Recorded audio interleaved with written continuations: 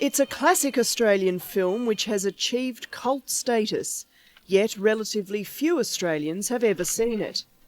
It's an embarrassed, cultural, inadvertent step in a direction at cultural recognition, a recognition of, if you like, the ugly Australian, if you like but a recognition of ourselves. Once you've seen it, it stays with you forever. It's actually a really powerful story. It was well produced at the time. It's got some amazing Australian outback scenes, but it's also grim, it's brutal, it's got a horrible aspect to it about the kind of the mean mateship of the outback. Based on the novel by Kenneth, Wake in Fright is about one man's descent into hell. Played by English actor Gary Bond, John Grant arrives in a fictional outback town, a genteel schoolteacher, but leaves it corrupted and crazed. It's frightening. This is a horror story as far as I'm concerned. It could be, or it should be regarded, that's what I think, as one of the best films ever made in this country. My memories are of one of the most exciting filmmaking experiences of my life. The cinema, our century's own art form, is the one that speaks most urgently and persuasively to today's under-30s. Australia's new wave is not yet even a ripple, but movies from overseas and local experimental productions are finding a wide acceptance from discriminating, predominantly young audiences. This is not an art film, but it is the first feature production of the new decade.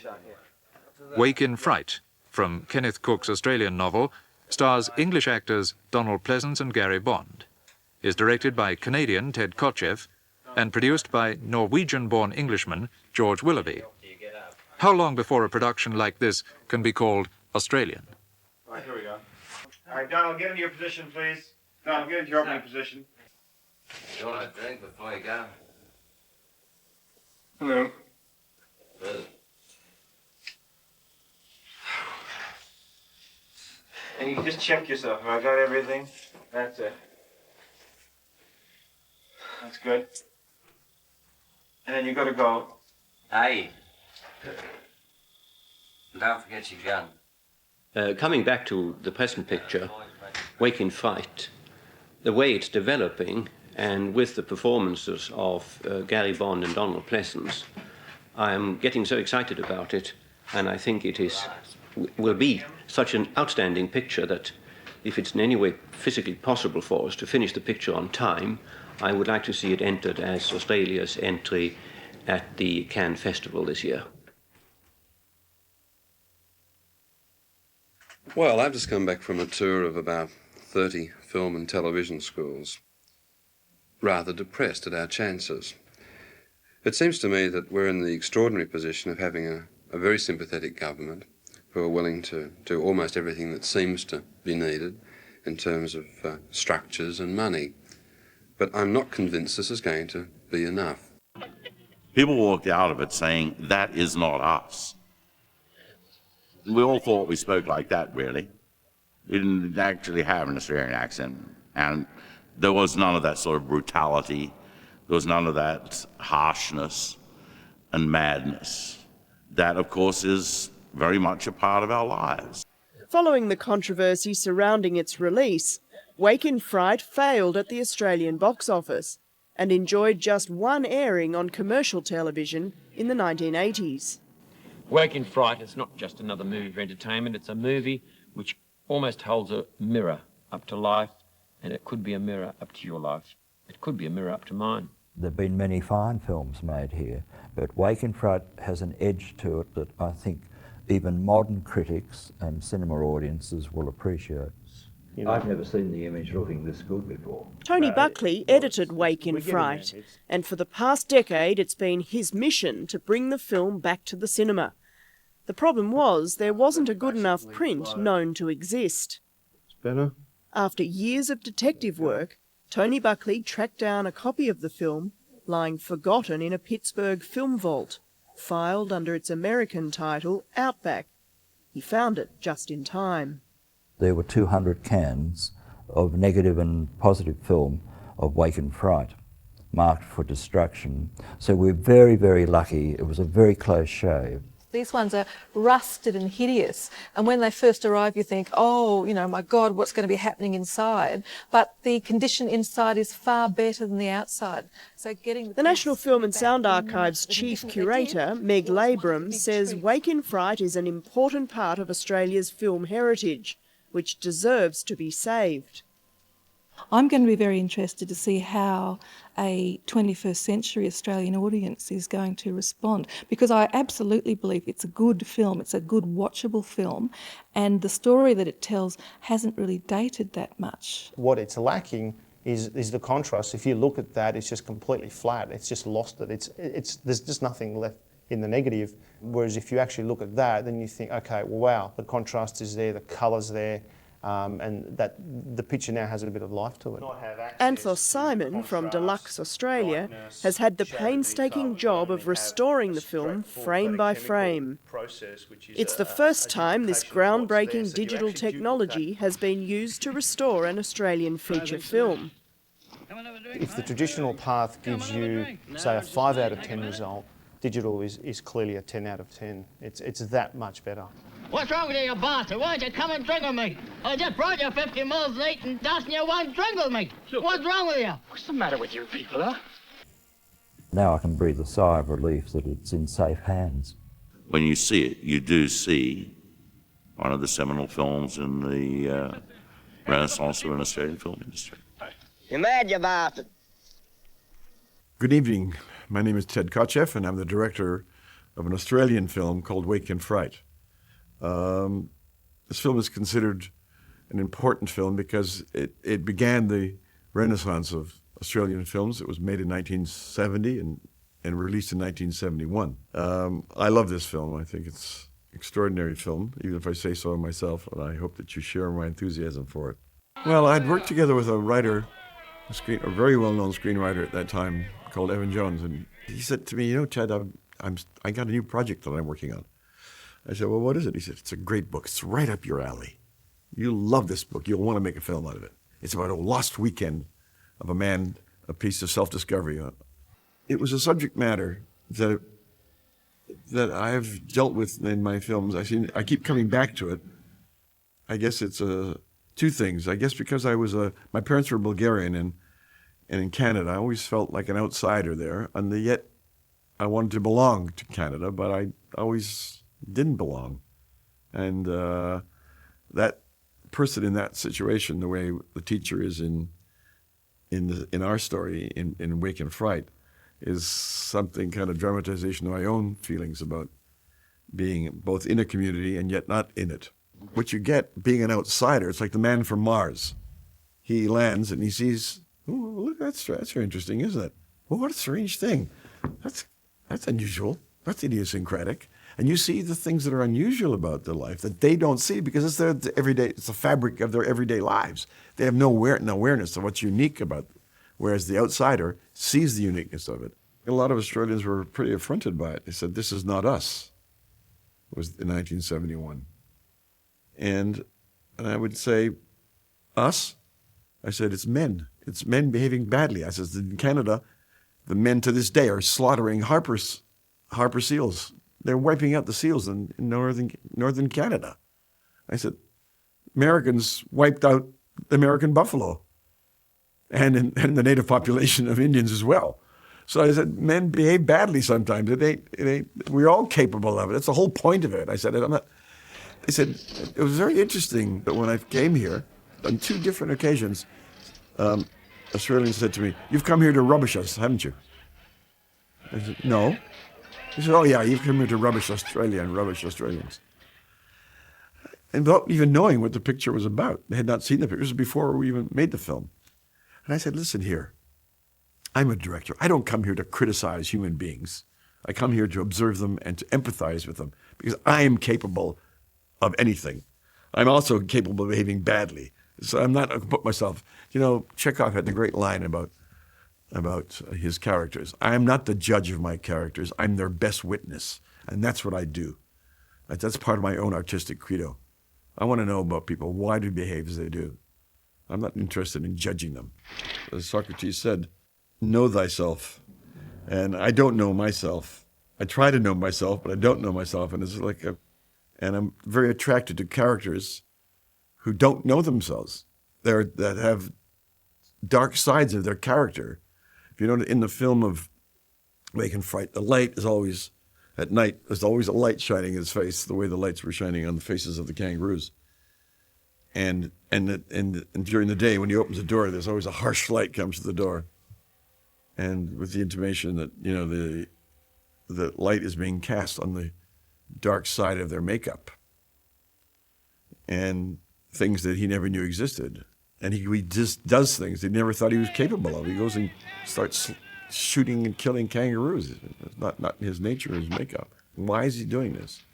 I always think it provides a great dynamic that in the course of the film, they do discover themselves and finally find out who they are and what they're capable of doing. If you ever go into a strange place and you want to know what's going on, take the editor of the local newspaper out. He knows everything. He knows where all the bodies are buried. He knows all the characters. He knows everything, all the dirt, the good things and the bad things about the place. And so he was a tremendous. But so the first thing he said, you know, the men outnumber the women in Broken Hill by 3-1. And 3-1? And I said, well, there must be a lot of brothels here. He says, there are no brothels. Oh, come on. I said, there has to be. He said, I'm telling you, Ted, there are no brothels in Broken Hill. And it was true. I was there for 2-3 months. There were no brothels there. So I thought, well, this is really unusual. What do the men do for sheer human contact? And what they did, in my estimation, is fight. And I go into pubs, and I was like a 60s radical look. I had my hair down to here. I had a handlebar mustache. I go to a pub, and of course, they didn't like people who looked like me up there. There were some of them wanted to fight me all the time, you know. But at any rate, and they said, come on, let's fight. I'd say, look, mate, I've got no quarrel with you, and I'm not looking for one, so I don't want to fight you. Oh, yes, come on. And after a while, I realized he didn't want to hit me. He wanted me to hit him. He wanted someone to touch him physically. Because, you know, I grew up in the streets of Toronto, and the old rule about street fights, how do you win a street fight? You start it. You hit first. Because 90% of the time, you hit first, you win the fight.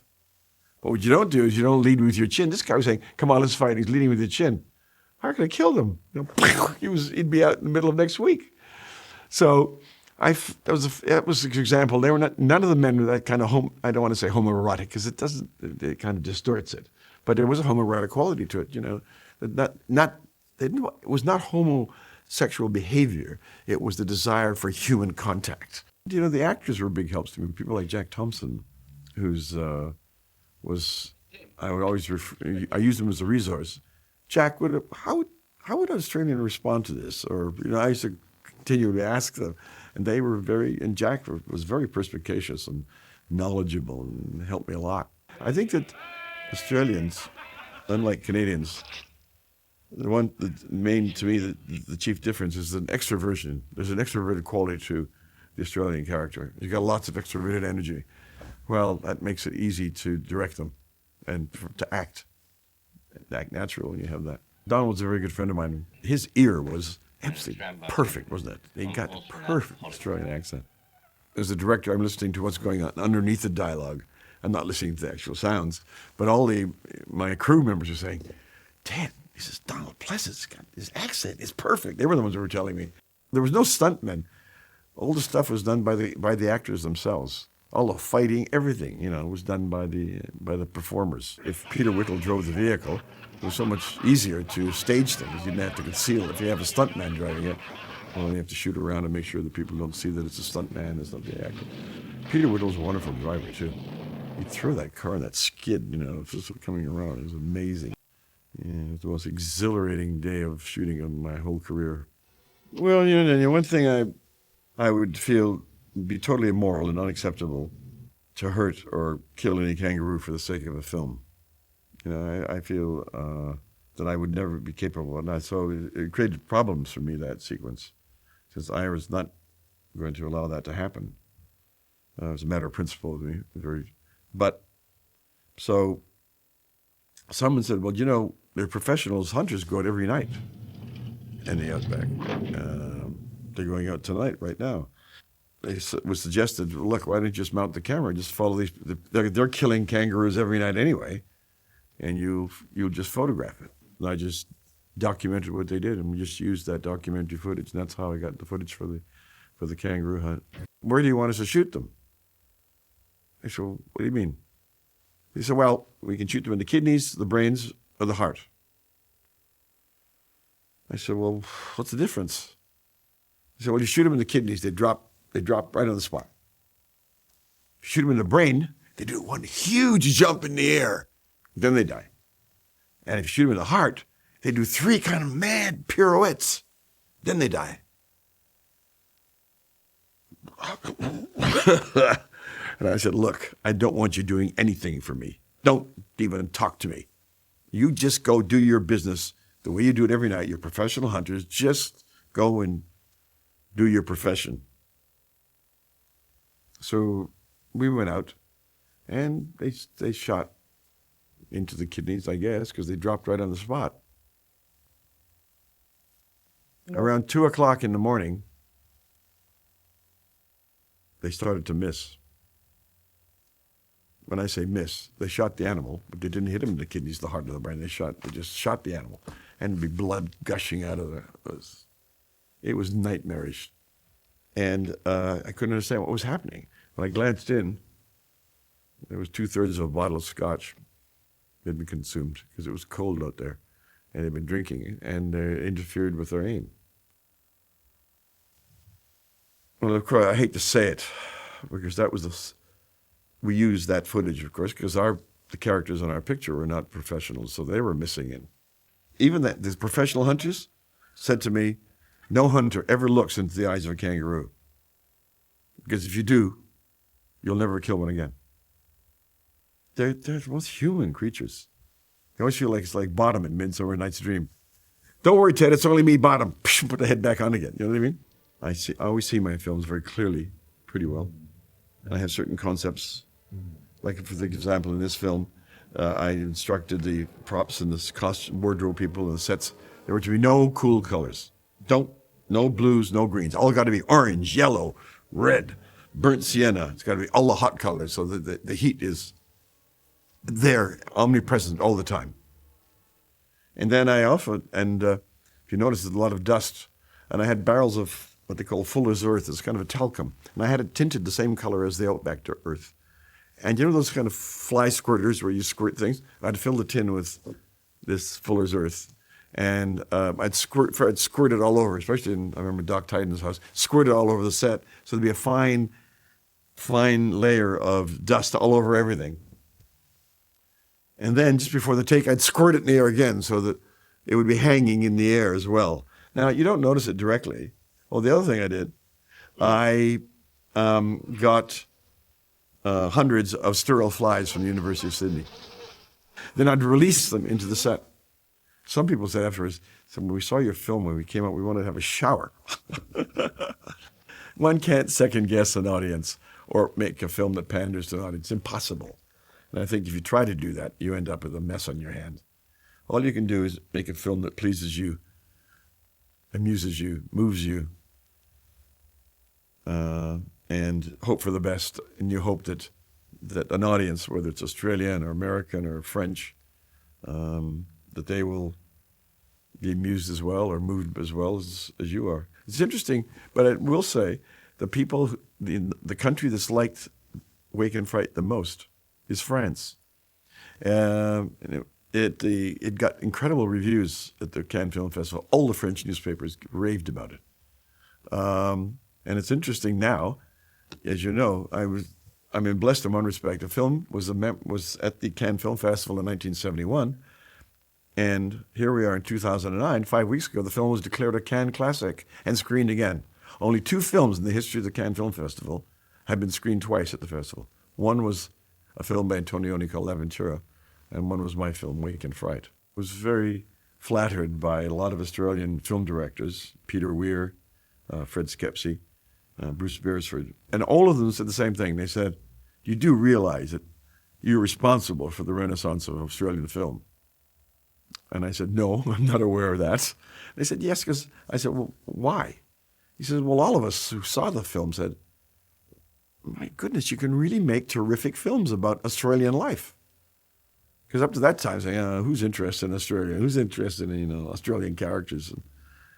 And he said, you gave us all a feeling that, yes, this is wonderful filmic material.